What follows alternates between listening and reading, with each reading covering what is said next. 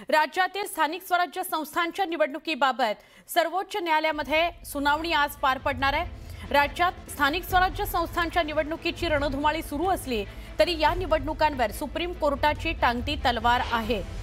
स्थानिक स्वराज्य संस्थांमध्ये ओबीसींकरता सरसकट 27% आरक्षण लागू करण्यात आलेलं आहे। त्यामुळे अनेक स्थानिक स्वराज्य संस्थांमध्ये एकूण आरक्षण 50%च्या पुढे गेलेलं आहे।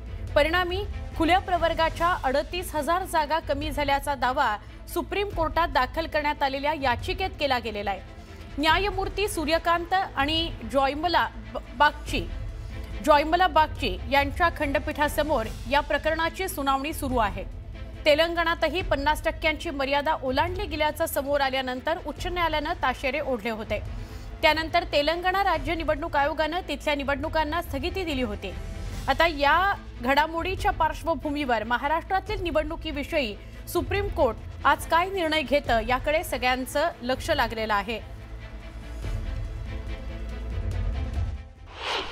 ह्या अगोदर 2021 मध्ये ज्या पद्धतीनं 289 सदस्यांची पदं गेली होती त्याच पद्धतीनं यावेळेला सुद्धा 4200 सदस्यांची पदं जाण्याची शक्यता तयार झालेली आहे।